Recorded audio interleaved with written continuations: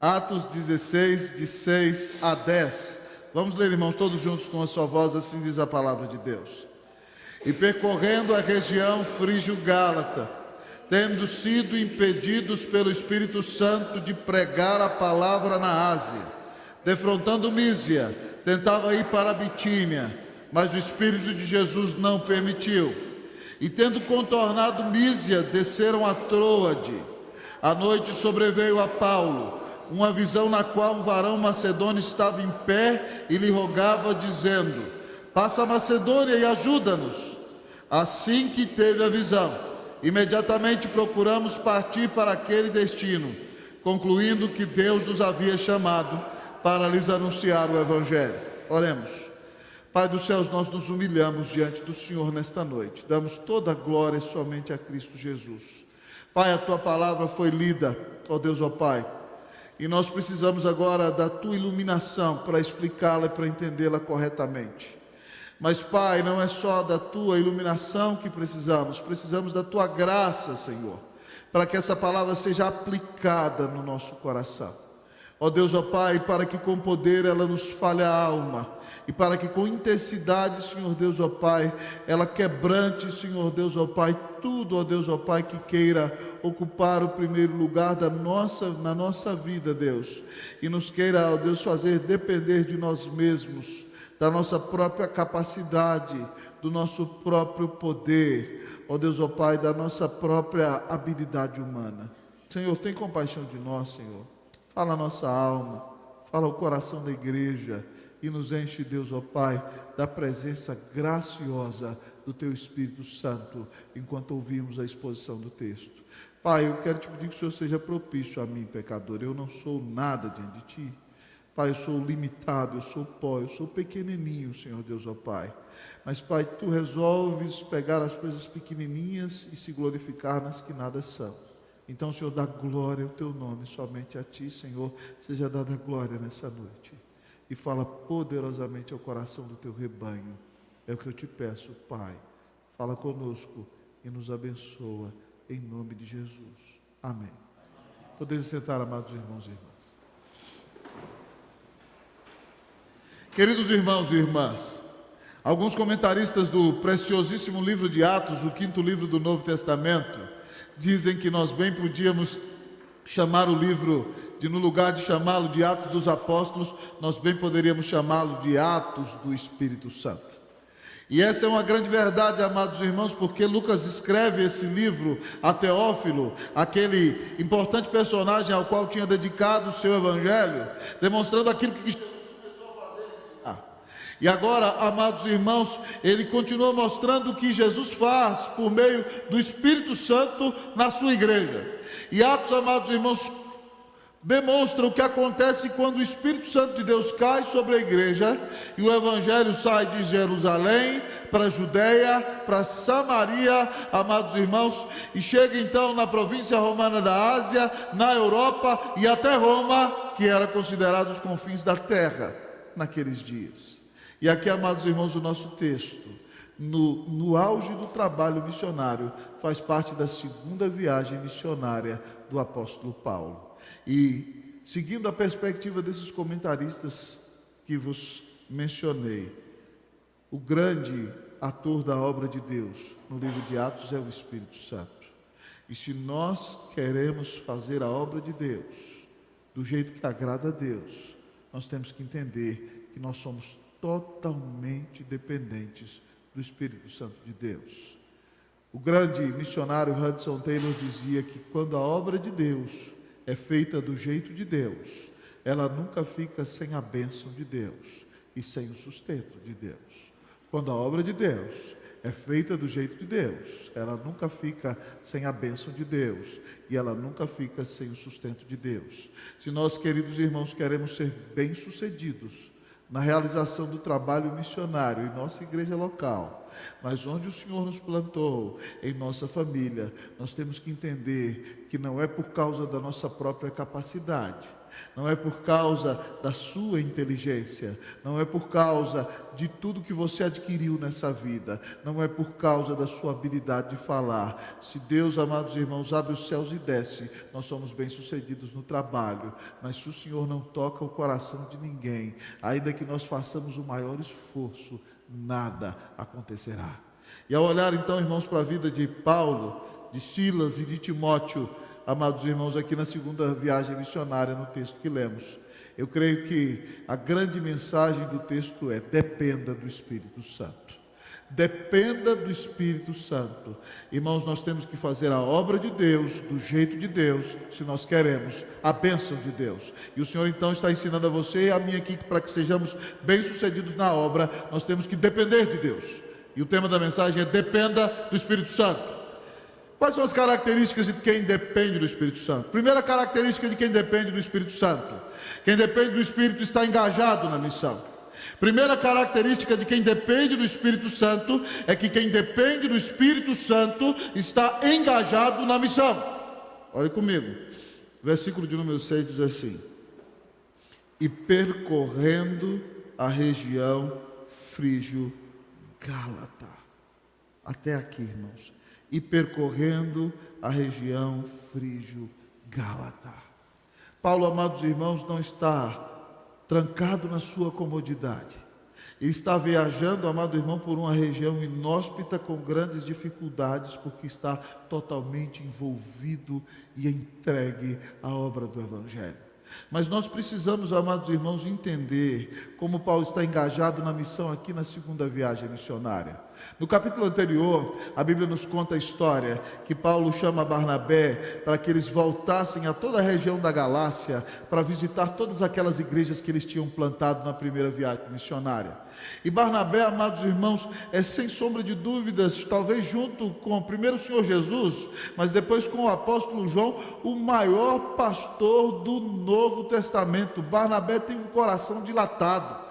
Na primeira viagem, amados irmãos, João Marcos, que também era primo de Barnabé, por alguma razão que nós não sabemos qual é, talvez por medo da dificuldade, talvez por medo de enfermidade, talvez por saudades de sua mãe, talvez por causa de sua juventude, mas quando eles saem, amados irmãos, de Chipre, amados irmãos, e estão indo para Panfilha em direção à Galácia, essa região que Paulo está visitando aqui por segunda vez, João Marcos, amados irmãos, os abandona no meio do caminho.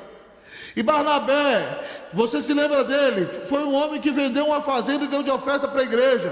Quando ninguém dava oportunidade para Paulo na igreja de Jerusalém, foi Barnabé que o trouxe e o apresentou aos apóstolos. Quando Barnabé se torna o pastor titular da igreja de Antioquia, ele leva Saulo e ali está com ele, e eles ensinam grande multidão. Mas Paulo, amados irmãos, ainda tinha um pavio mais curto nessa época. E Barnabé diz: vamos levar João Marcos. E aí Paulo falou: João Marcos não. Mas vamos levar o menino, ele é um menino novo, ele tropeçou. João Marcos não, Barnabé.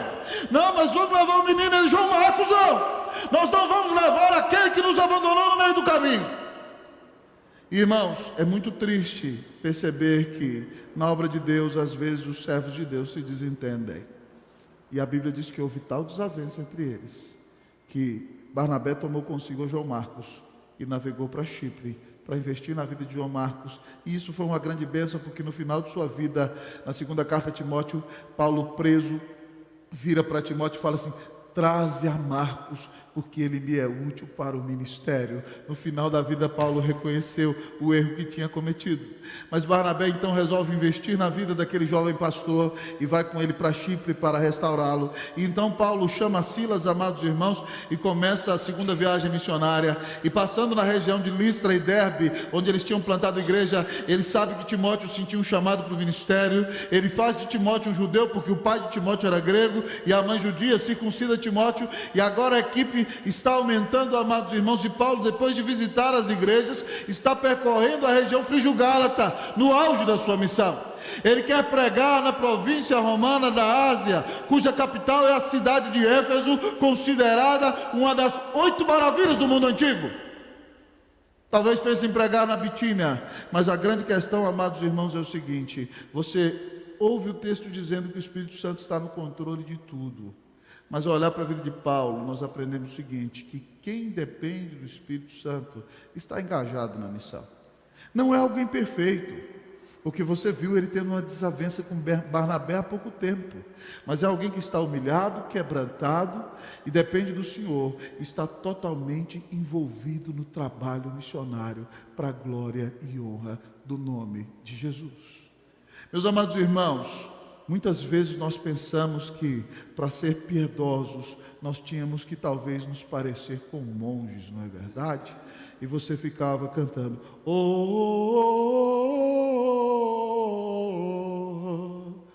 Na história da igreja, amados irmãos, quando Constantino se torna cristão, no ano 312 da era cristã, quando ele no Edito de Milão decreta que o cristianismo seria a religião do império, muitas pessoas que não eram verdadeiramente cristãs se nomearam cristãs para terem os cargos públicos, amados amigos e irmãos. E muitas pessoas fiéis da igreja, decepcionadas com as pessoas que não tinham compromisso com a fé cristã e estavam adentrando a igreja, essas pessoas foram para o deserto e se isolaram, amados irmãos. E aí houve, amados irmãos, no século III da igreja cristã, amados irmãos, século IV, grande movimento monástico, onde muitos homens de Deus foram forjados naquela época do deserto. Mas infelizmente, amados irmãos, o movimento monástico em alguns lugares acabou se degenerando, porque muitas pessoas diziam, eu vou sair do mundo para servir a Deus. E em alguns monastérios, amados irmãos, onde havia abades de um lado, sacerdotes de um lado e freiras do outro, em algumas escavações, amados irmãos, foram encontrados fetos ali, no lugar onde as pessoas fugiam do mundo, o mundo estava dentro do peito das pessoas. Eu não preciso me isolar do mundo para depender do Espírito Santo. É claro que não há nada de errado com separar um tempo para orar e buscar ao Senhor, mas não fuja muito da missão, porque o Senhor te mandou pregar o Evangelho, o Senhor te mandou fazer discípulos, e se você fica muito numa atitude introspectiva, olhando só para o seu próprio umbigo, você perde o foco, e você fica vivendo demais para si mesmo, e não se dedica a pregar o Evangelho, e ser uma grande bênção nas mãos do Senhor. Nós vemos aqui, Paulo, Silas e Timóteo, dependendo do Espírito Santo, engajados na missão. É quando estamos na missão, amados irmãos, que estamos anunciando Cristo, e na missão nos humilhamos, oramos, invocamos a presença do Espírito Santo de Deus, e Ele nos abençoa na pregação do Evangelho e na expansão do reino, para a glória e honra do nome de Jesus. Então, se você depende do Espírito Santo, engaje-se na missão, saia do marasmo, saia da frieza, saia do ensimismamento em nome de Jesus. Abra sua boca e anuncie o Evangelho. Diga aos seus amigos do trabalho que Jesus Cristo é o Senhor e morreu na cruz para pagar os pecados de todo aquele que nele crê. Diga a seus amigos que Deus pode perdoá-los, pode salvá-los se eles se arrependerem e crerem em Jesus. Diga a seus amigos que você pode ensinar-lhes as Escrituras, e então separe um tempo da semana e comece a ler a palavra com eles para a glória e honra do nome de Jesus. Amados irmãos, nós temos que estar engajados na missão. Hoje eu recebi uma mensagem de uma ovelha muito querida dessa igreja, que me alegrou muito o coração no meio de uma tarde cheia de batalha e de luta espiritual. Uma irmã querida que estava aqui no culto de ontem, que está discipulando uma pessoa, amados irmãos, e discipulando aquela pessoa, ela foi compartilhar o que Deus tinha lhe falado na escola dominical e no culto ontem à noite aqui na igreja, e ela estava orando para discipular aquela pessoa, e ela compartilhou com a pessoa, e a pessoa virou para ela e falou assim, eu posso fazer uma visita à sua igreja? Que bênção maravilhosa, não é? Abre a boca, irmão. As pessoas estão sedentas. É só você falar o que Jesus está falando com você. Pregue o Evangelho, anuncie Cristo, faça discípulos, e você vai ser alguém que vive na dependência do Espírito Santo de Deus. Porque ninguém, amado irmão, que vive para satisfazer o seu próprio ego, vai viver para anunciar o Evangelho. O grande versículo que resume esse livro é: mas recebereis poder ao descer sobre vós o Espírito Santo, e sereis minhas testemunhas em Jerusalém, em toda a Judéia, em Samaria e até os confins da terra. Para quem você falou de Jesus esse ano, meu irmão? Para quantas pessoas você falou de Jesus esse ano? Se você não falar de Jesus para ninguém, ninguém vai vir a Cristo Jesus através de você. Mas você vai dizer: reverendo, Deus converte os eleitos. É lógico, mas Deus converte os eleitos por meio da pregação do Evangelho. Então, meu irmão, em nome de Jesus, peça a Deus: Senhor, tira toda essa poeira que me atrapalha e me ajuda a ser uma bênção e falar de Cristo Jesus, e que pessoas venham a Cristo através da minha vida. Que Deus te use em nome de Jesus. Amém. Dependa do Espírito Santo. Outra característica de quem depende do Espírito Santo, amados irmãos, é que além de estar engajado na missão, quem depende do Espírito Santo reconhece a soberania de Deus. Quem depende do Espírito Santo reconhece a soberania de Deus. Olhemos para o versículo 6. Leamos todos juntos, irmãos, esse versículo da palavra de Deus. E percorrendo a região frígio-gálata, tendo sido impedidos pelo Espírito Santo de pregar a palavra na Ásia, defrontando Mísia, tentavam ir para a Bitínia, mas o Espírito de Jesus não permitiu. Irmãos, a primeira vez que eu li esse texto eu fiquei perplexo, porque eu achei que quem atrapalhava o crente de fazer a obra, não atrapalha, quem impedia, na verdade, era o nosso pecado, ou quem se opunha, amados irmãos, era a nossa natureza pecaminosa. Mas o texto aqui está dizendo que o Espírito Santo é tão soberano na missão que ele impediu a Paulo e a Silas, amados irmãos, e Timóteo, de pregar a palavra na Ásia. O texto está dizendo que o soberano da missão é o Espírito Santo. E quem governa a nossa estratégia, o lugar em que nós pregamos, o que nós fazemos, meu amado presbítero, é o Espírito Santo de Deus. Paulo, amados irmãos, quer ir para a Ásia. A Ásia, amados irmãos, é uma cidade com mais de 200 mil habitantes naqueles dias, a cidade de Éfeso. Lá estão as grandes cidades de Esmirna, Pérgamo, Tiatira, Sardes, Laodiceia. E Paulo quer ir ali porque é um dos lugares de maior influência do mundo, amados irmãos. Deus o deixará ir para lá, mas não nessa viagem missionária. Então ele tenta ir. Nós não sabemos o que o Espírito Santo fez, irmãos, mas quando o Espírito Santo quer impedir alguém, ele impede e pronto. É ele que é o soberano das missões, é ele quem governa os corações. Então a Bíblia diz que Paulo contornou Mísia e tentou ir para a Bitínia. A Bitínia ficava em direção ao noroeste, onde está a Turquia hoje, talvez rumo em direção à Rússia. Mas aí a Bíblia repete a mesma expressão, dizendo o seguinte: que o Espírito de Jesus não o permitiu. E com isso nós aprendemos, amados irmãos, que o soberano da minha vida, da sua vida e da obra missionária é o Espírito Santo de Deus. Quando ele diz que sim, é sim. Quando ele diz que não, é não. E pronto.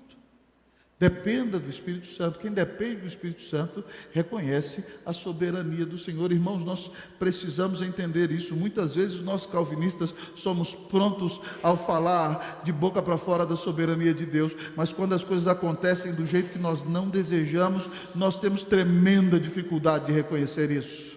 Irmãos, eu gosto muito do texto de Apocalipse 3:7, em que o Senhor Jesus, amados irmãos, diz à sua igreja que Ele é aquele que tem na sua mão direita a chave de Davi, que abre portas que ninguém pode fechar e fecha portas que ninguém jamais abrirá. Nós precisamos reconhecer, amados irmãos, que o soberano da nossa vida, o soberano do nosso coração, o soberano da igreja é o Espírito Santo de Deus. E as coisas vão acontecer do jeito que Ele quer, na hora em que Ele quer, da maneira que Ele deseja. Nós temos que reconhecer quem é o soberano, irmãos. Portas que se fecham, como cantou o reverendo Josué Rodrigues, citando o texto que vos falei, são iguais às que se abrem, se abertas ou fechadas por Deus. Você tem essa consciência? Eu amo essa música dele. Ele diz: portas que se fecham são iguais às que se abrem, se abertas ou fechadas por Deus. Não quero, não espero o que dele não procede. Bem sei que o que prefiro nem sempre é o melhor para mim. Você tem essa dependência do Senhor na sua vida? Você tem a consciência de que quem é o soberano da missão é o Senhor? E que quando Ele está fazendo algo, amado irmão, não existe nada, amado amigo e irmão, que possa impedi-lo? O soberano da missão é o Senhor. E se nós, amados irmãos, queremos depender do Espírito Santo, nós temos que nos humilhar então e dizer: Senhor, realiza a Tua vontade e me mostra tudo o que o Senhor está fazendo para a glória e honra do nome de Jesus. É o Senhor que está no controle de todas as coisas. Ele é o soberano da missão. Irmãos, lá na minha cidade de origem, a 4ª Igreja Presbiteriana de Paracatu é uma belíssima igreja. Ela tem um templo que cabe em 500 pessoas. Eu, nas minhas férias, quando era congregação, trabalhei lá como seminarista em todos os anos do seminário e ajudei na construção da igreja. A Spanish River Church financiou a construção daquela belíssima igreja. E eles me convidaram uma vez para ser pastor deles, mas o Senhor não permitiu que isso acontecesse.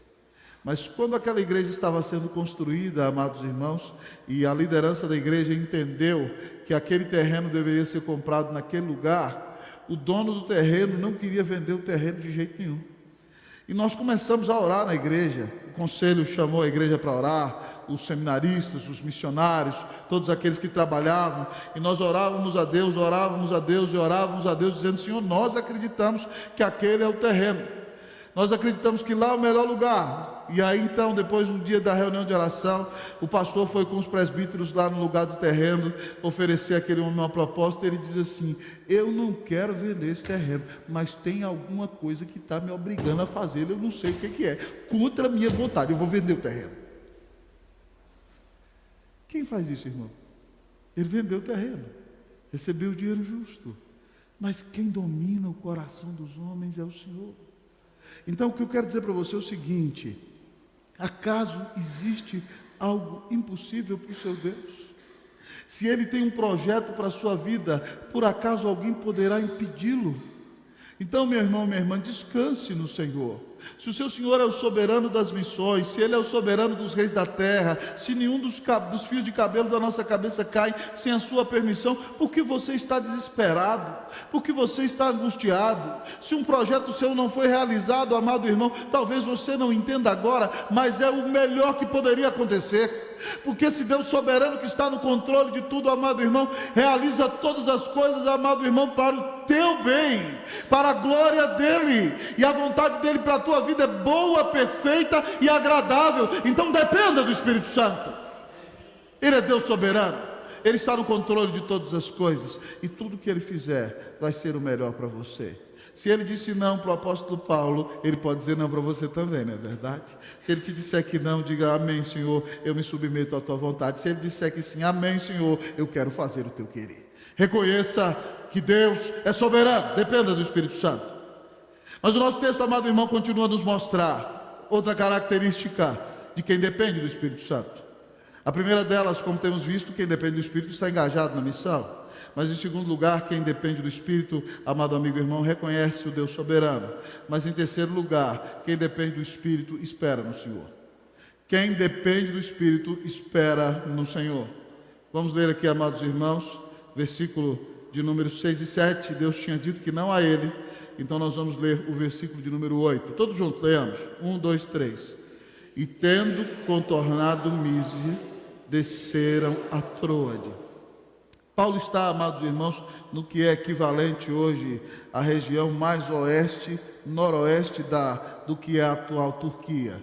Troade, amados irmãos, é o lugar onde provavelmente ficava aquela cidade mitológica de Troia, certo? E dela, do lado da Ásia, da província da Ásia Menor, onde a Turquia hoje, dava para ver a Grécia, amados amigos e irmãos.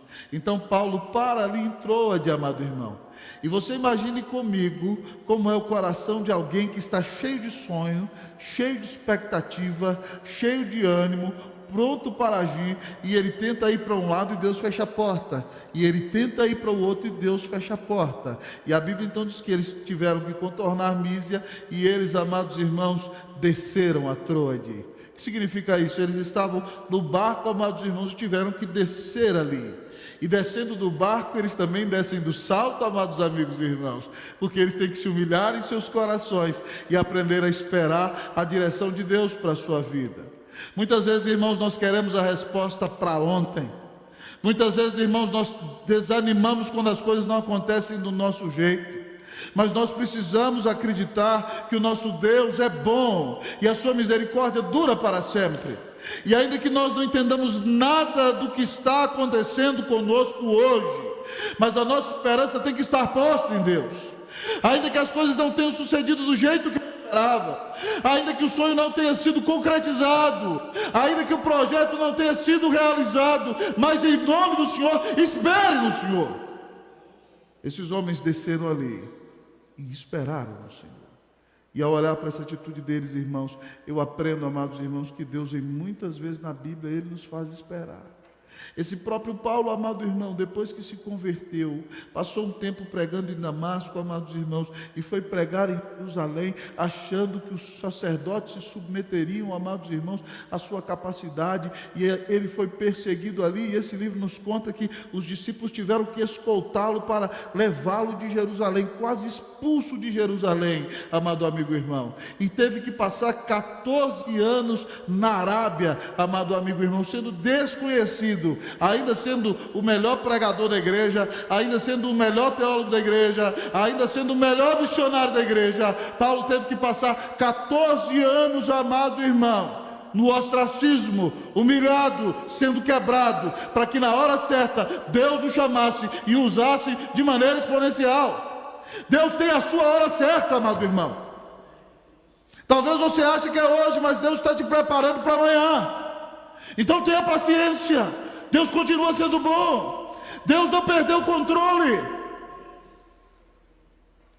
Um dos textos bíblicos que mais me ensinam isso, irmãos, é a vida de Moisés. Você se lembra que aquele menino é especial. Ele nasce naquela época em que todos os meninos estão sendo assassinados.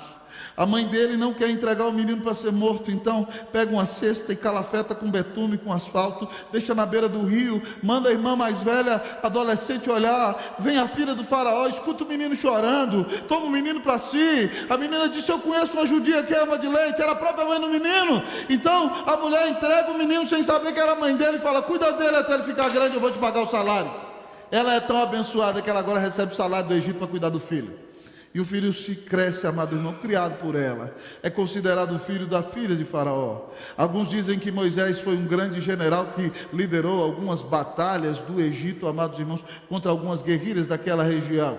Ele era um homem de uma tremenda formação. A formação egípcia durava, amados irmãos, 40 anos. Ele conhecia a história como nunca daqueles dias. Ele conhecia, amados irmãos, o que de melhor havia nas tradições e literaturas do mundo. Ele falava mais de um idioma. E ele sabia que Deus o tinha chamado para ser o libertador de Israel. E então ele sai um dia para visitar os seus irmãos. E qual não é a surpresa dele? Que lá está, querido irmão, um egípcio, brigando, açoitando um judeu. Ele olhou para o lado, ele olhou para o outro, não tinha ninguém. Ele arrancou da espada e matou o egípcio. Enterrou o egípcio, falou para o irmãozinho dele: fica calado, não tem problema nenhum. E saiu tranquilamente, como se nada tivesse acontecido. No outro dia, ele está com aquele grande desejo de ser o libertador dos judeus. No outro dia ele encontra dois irmãos judeus brigando e se esmurrando e se agredindo. Ele fala: homem, vocês são irmãos, como é que vocês fazem isso? Não briguem entre vocês, vocês têm que se ajudar. E aí o que estava agredindo o outro falou assim: você vai me matar, igual você matou o egípcio no dia de ontem. Quem que constituiu o juiz sobre nós? E aí, amados irmãos, Moisés, atento, sai correndo e Faraó já fica sabendo que iria matá-lo. E ele foge para o deserto. Agora pasme comigo, um homem que tem a melhor formação do mundo, que cresceu numa das melhores civilizações do mundo. Imagine comigo, vamos tentar contextualizar. A cidade que tinha os shopping centers da antiguidade, não é verdade? A cidade que tinha a maior cultura do mundo antigo, que tinha o maior luxo, a maior beleza. Agora ele vai para o deserto, amado irmão, para um lugar que não era nem semiárido, era totalmente árido, onde ele não tinha aquelas rodas de música, onde ele não via as obras de arte, amados amigos e irmãos, onde ele não conversaria com gente tão culta como ele, amado amigo e irmão. Ele vai para o deserto, amado irmão, para proteger as ovelhas de um senhor que se torna seu sogro. E agora pense comigo, um homem que teve uma preparação de 40 anos para ser um libertador, fica 40 anos como, amado irmão, um pastor de ovelhas no deserto. Moisés já tinha desistido de sonhar. Moisés já tinha dito: acabou. Tanto é, amado irmão, que quando o Senhor aparece para ele na sarça, e o Senhor fala para ele: tira a sandália dos pés, porque o lugar em que estás é terra santa. E Moisés se humilha, porque ele teme olhar para Deus. E o Senhor fala assim para ele: eis que eu tenho visto a aflição do meu povo no Egito, e vem, pois, e você vai livrar o meu povo do Egito. Moisés começa a dar um monte de desculpas, amados amigos e irmãos. O coração dele tinha sido frustrado, a alma dele tinha sido machucada, e ele dá inúmeras desculpas, e Deus acaba com todas elas, porque Deus queria, amado irmão, que ele fosse forjado na urdidura, amado irmão, da solidão do deserto, forjado no sol causticante do deserto, forjado no cuidado das ovelhas. Moisés, amados irmãos, é um homem vazio de vaidade aos 80 anos de idade, amado amigo e irmão. E aí então Moody conta pra gente que Moisés passou 40 anos pensando que era alguém, depois passou 40 anos pensando que era um ninguém, e depois passou 40 anos vendo o que Deus pode fazer através de um Zé Ninguém. Ah, Senhor, usa esse Zé Ninguém aqui em nome de Jesus, amém, amém. Então, meu irmão, espere o tempo de Deus. Talvez você está desesperado, o Senhor é bom, na hora certa Ele vai surpreender você, e vai fazer coisas que você jamais imaginaria, amém? Vamos esperar no Senhor, amém? Esperei confiantemente pelo Senhor, e Ele se inclinou para mim. Me ouviu quando clamei por socorro. Tirou-me de um poço de perdição, de um tremedal de lama. Colocou-me os pés sobre uma rocha, firmou-me os passos, e me pôs nos lábios um novo cântico, um hino de louvor ao nosso Deus. Muitos verão essas coisas e temerão e confiarão no Senhor. Isso diz Davi no Salmo 40, de 1 a 3. Espere no Senhor. Quem depende do Espírito Santo coloca a sua esperança somente em Deus. Ele está no controle, Ele te ama. Na hora certa, Ele vai te surpreender. Louvado seja o nome do Senhor. Você tem dependido do Espírito Santo? Você tem noção de que o Espírito Santo existe? Você tem percepção de que Ele é uma pessoa maravilhosa e é Deus habitando dentro do seu coração? Você tem percepção de que Ele quer conduzir cada um dos seus passos e que Ele fala com você nas Santas Escrituras?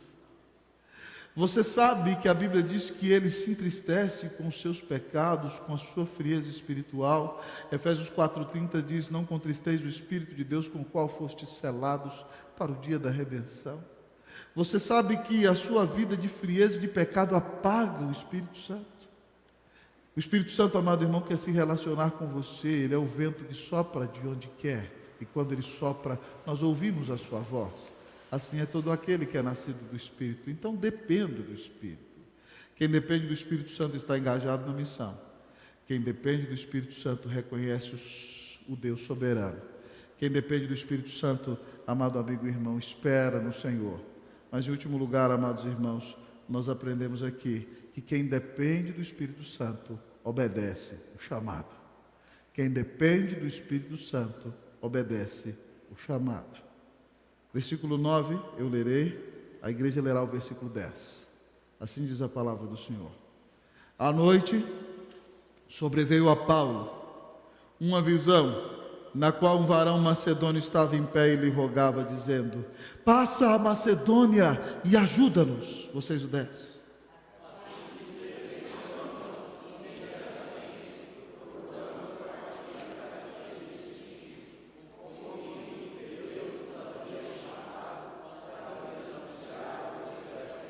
O pessoal está cansado da viagem, irmãos. Quem já viajou de barco, amado irmão, sabe o que aconteceu com esses homens. Eu também não tenho tolerância nenhuma, como o reverendo Hernandes disse aqui semana passada. Quando eu viajo de barco e joga de um lado para o outro, meu estômago é fraco e já vai tudo para fora, irmão. Agora você imagina esses homens tendo viajado e tendo chegado ali, desembarcado naquele lugar. Eles estão extenuados, e quando eles dizem: tudo bem, agora vamos esperar. Paulo está dormindo de noite, irmãos, e Deus resolve dar a ele uma visão. E a visão dele, amado irmão, aparece um varão macedônio. A Grécia naqueles dias é composta pelas províncias da Macedônia e da Acaia. E talvez, amado irmão, Eu imagino naquela visão um homem vestido como um grego. Você se lembra os gregos da antiguidade? Eles tinham aquela veste, certo? E aí tinham aquela coroa, né? Que ficava assim. E eu imagino Paulo tendo aquela visão de noite e dizendo, né? Aquela coroa lá verdezinha assim, dizendo: venha, passa a Macedônia e ajuda-nos. E quando Paulo acorda, meu presbítero, ele fala: pessoal, o senhor já deu a direção, vamos levantar, vamos arrumar, vamos. Diz o texto aqui, olha, assim que teve a visão, imediatamente, no meio da noite, procuramos partir para aquele destino, concluindo que Deus nos havia chamado para lhes anunciar o Evangelho. Paulo, amado irmão, obedece o chamado. Irmão, louvado seja Deus, sabe por quê? Porque Paulo obedeceu o chamado. Eu e você somos abençoados hoje. Preste atenção, se ele tivesse ido, querido amigo irmão, para a Ásia ou para a Bitínia naqueles dias, ele não teria ido à Macedônia. E na Macedônia, irmãos, ele chegou ali e não tinha sinagoga, e ele ia orar na beira do rio, e ele pregou o Evangelho, e lá se converteu uma irmã chamada Lídia, irmãos, e com outras pessoas também foi convertida. A Bíblia diz que creram todos os que foram destinados para a salvação. E aí então outro dia ele está lá na beira do rio orando e pregando o Evangelho, e aparece uma menina possessa de um espírito adivinhador, que vinha dizendo há muitos dias: estes homens são servos do Deus Altíssimo, ouçam o que ele fala. E Paulo se cansou e repreendeu o demônio. E a menina parou de adivinhar, e os donos dela se revoltaram e chamaram os guardas, e Paulo e Silas, amados irmãos, e Timóteo foram açoitados e lançados na cadeia. E enquanto eles estavam na cadeia, amados irmãos, à noite eles louvavam ao Senhor, cantavam tão belamente como nossos jovens cantaram. E a Bíblia diz que houve um terremoto e o cárcere se abriu. E o carcereiro, pensando que eles tinham fugido por causa da vergonha para não ser assassinado, tomou a espada e já ia enfiar no peito. E Paulo grita: não te faças nenhum mal, estamos aqui todos. E aquele homem entra tremendo e disse: moço, o que eu faço para ser salvo?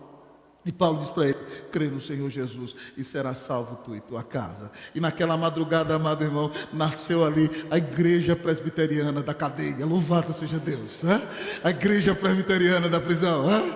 Ali então, amado irmão, Paulo batiza aquele homem, a família dele, ele lava os vergões de Paulo, de Silas, de Timóteo. No outro dia, amado irmão, Paulo é solto. E quando Paulo sai dali, irmãos, ele vai pregar em Tessalônica. E em 3 fins de semana, amados irmãos, num grande avivamento, começa pregando na sinagoga, depois por causa da ciumeira dos judeus sai dali, e em 3 fins de semana, num grande avivamento, nasce uma igreja belíssima, preciosa, viva. Paulo só passou ali nem um mês inteiro, irmão, e depois ele vai para Bereia. Estando em Bereia, amados irmãos, ele entra para pregar na sinagoga, e a Bíblia nos dá um exemplo, amados irmãos, dos judeus de Bereia, porque eles sabiam ouvir sermão.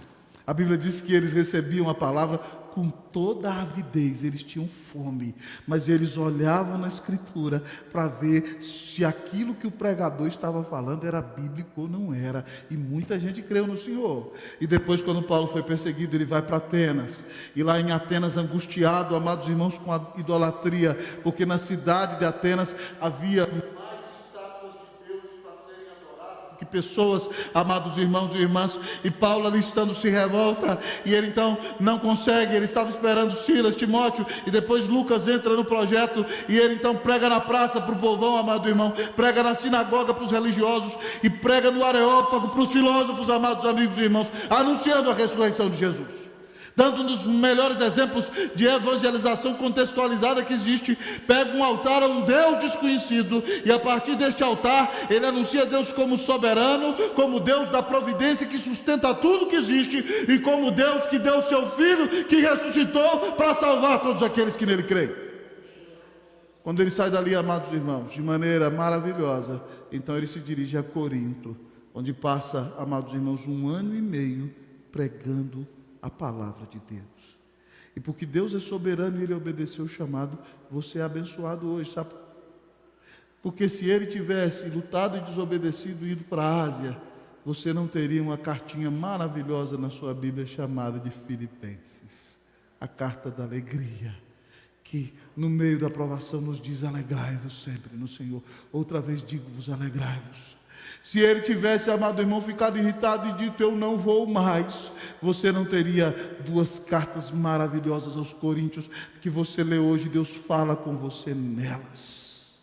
Amados amigos e irmãos, se Deus não tivesse feito com que ele fosse para a Grécia, amado amigo e irmão, eu e você não teríamos duas cartas tão maravilhosas, que são as cartas aos Tessalonicenses, que nos ensinam a sermos gratos ao Senhor em todas as circunstâncias e a esperar a vinda de Cristo com trabalho e dedicação, porque o Senhor está voltando e Ele vem nos buscar. Louvado seja o nome do Senhor. Sem contar que quando o Senhor os manda para Macedônia, o Evangelho entra na Europa, amado amigo e irmão, e a partir da Grécia alcança a Europa inteira, amados amigos e irmãos, chega à região nórdica da Europa, de lá, amados irmãos, vem para as Américas, irmãos, e das Américas vem para nós, amados irmãos, e para todos os lugares do mundo, irmãos. Louvado seja Deus, porque o Espírito Santo é quem governa a obra, e aqui foi um passo para que o Evangelho chegasse a você hoje. Louvado seja o nome do Senhor, porque Paulo obedeceu o chamado,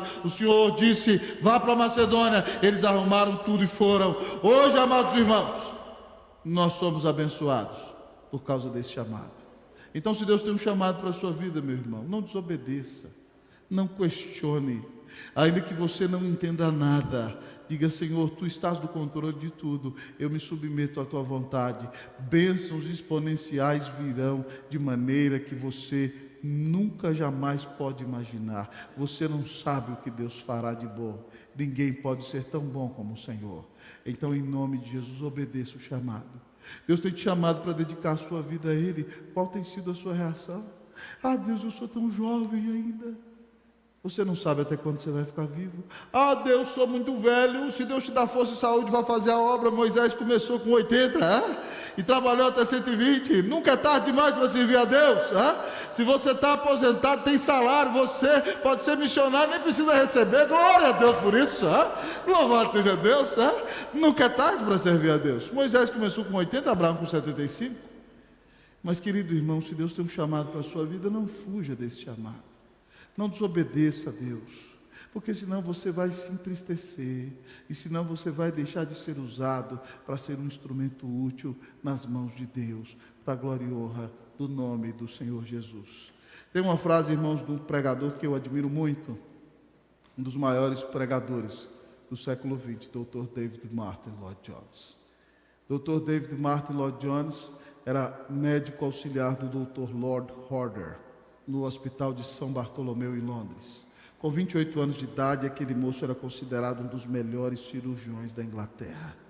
E Deus o chama para o pastorado, e ele argumenta dizendo o seguinte: houve uma comoção. Como é que um grande doutor, tão respeitado, abandona tudo para ir para um lugar nenhum no sul do país de Gales, pregar a palavra?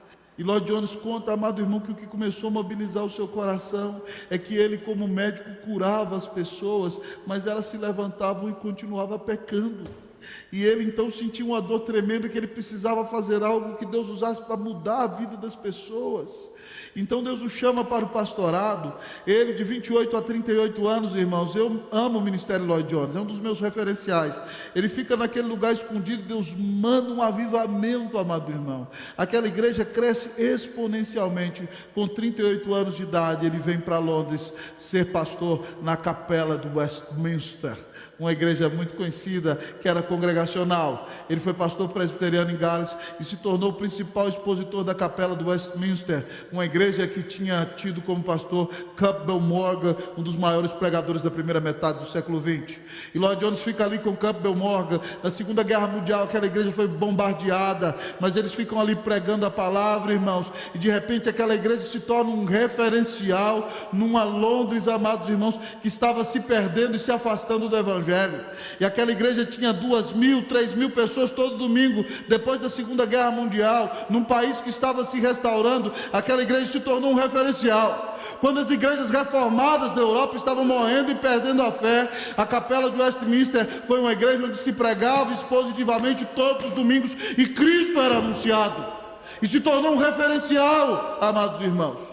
Lloyd Jones foi tão usado por Deus que uma vez um pastor da Grécia estava indo para os Estados Unidos porque tinha recebido um convite tremendo e resolveu passar em Londres para ouvir Lloyd Jones pregar. E Lloyd Jones abriu o texto e pregou sobre as dificuldades que uma pessoa enfrenta no ministério e que se Deus não mandasse, a pessoa não deveria abandonar o seu campo por causa das dificuldades, somente sob a ordem do Senhor, que o pastor desistiu de ir para os Estados Unidos e voltou para a Grécia e continuou fazendo a obra ali por causa de um sermão. Mas foram perguntar ao reverendo Lloyd Jones se tinha sido muito complicado para ele deixar seu grande prestígio como grande doutor para se tornar um pregador do Evangelho num lugar inóspito. Ele disse: eu não perdi nada, eu recebi tudo. Eu não deixei nada, eu recebi tudo. Obedecer o chamado de Deus, irmão, não é perda.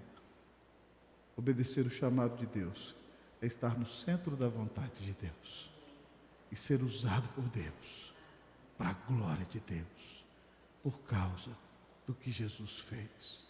Nós não deixamos nada, nós recebemos tudo. Dependa do Espírito Santo, dependa do Espírito Santo. Quem depende do Espírito Santo se engaja na missão. Quem depende do Espírito Santo reconhece o Deus soberano. Quem depende do Espírito Santo espera no Senhor. Quem depende do Espírito Santo obedece o chamado. Dependa do Espírito Santo. Diga para o Senhor: eis-me aqui, Senhor, usa-me. Eis-me aqui, envia-me a mim. Faz de mim uma bênção, eu te peço, em nome de Jesus. Amém.